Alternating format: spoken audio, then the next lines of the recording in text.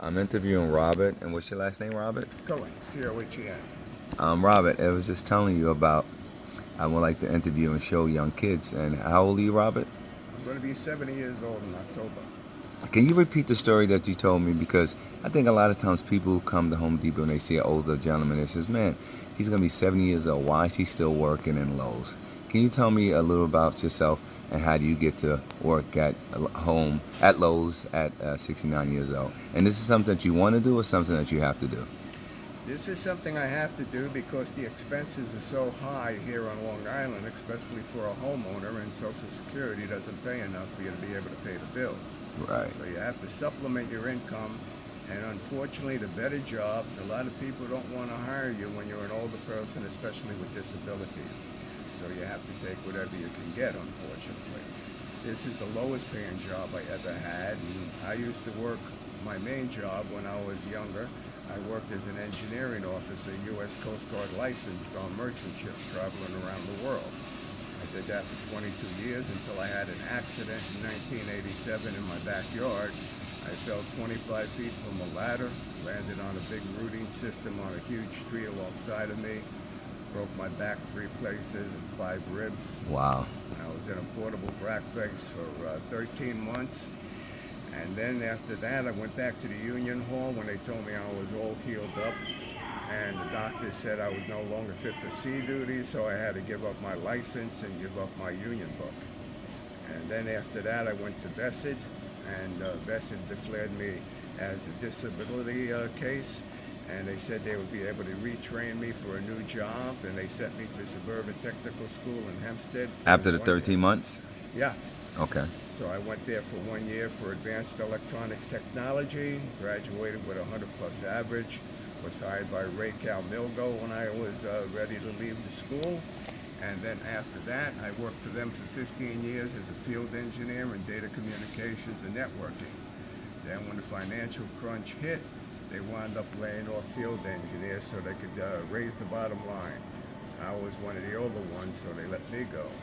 And after that, I went and tried all the job fairs, and after 2 years, I had no choice but to take this job here at Lowe's because nobody else would hire me, telling me I was either too overqualified or there was other people that were better qualified. And how long you been working here, Robert? I've been working here for 7.5 years now. I do all the heavy downstocking work in the plumbing department, clean the place up at night, put all the returns away, and I help the customers whenever I can.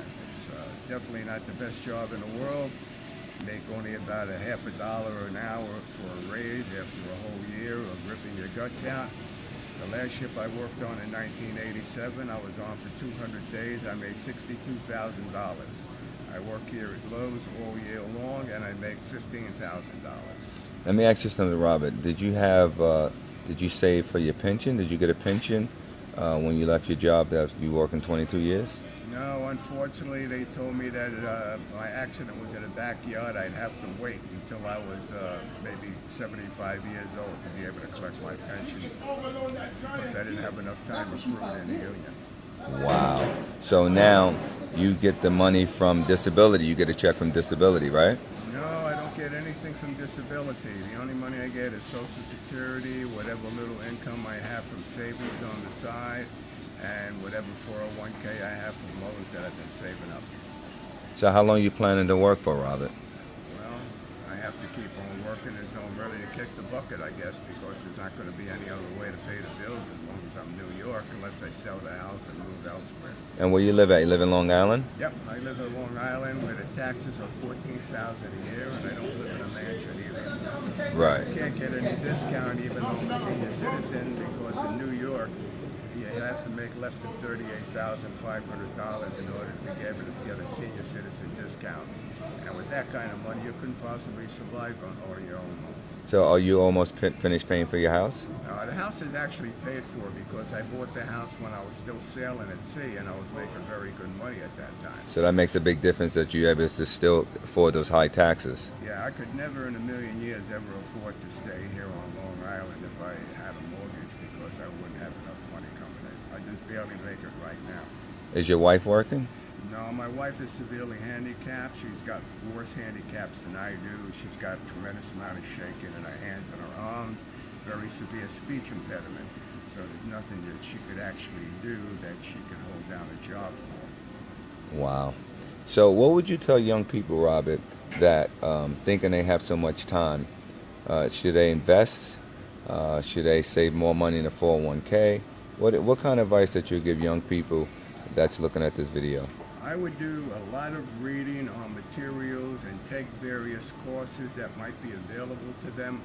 Learn good trades, things that are always going to be needed, like electronics or electrician or plumbing, things that pay very good money and are always going to be in demand for you to do. And that would be the best thing to do, and stop playing with your telephones all the time and start talking to people back and forth in English conversations, because that's a lot more important than playing with the telephones and playing games. Right, right. Well, Robert, I really appreciate you taking this interview. I told you my company is Straight Talk Consulting, and we actually go and talk to different young people about their future, and I really appreciate you taking out the time to explain the things that I think a lot of times people look at people at Home Depot or Lowe's or working in Walmart, and they just say, man, this guy, he should be home chilling, but a lot of times people have to do what they have to do to make ends meet. So it just kind of keeps it real, and a lot of young people think they have so much time, but they don't, and just like your accident, anything can happen. It can change your life. So that's why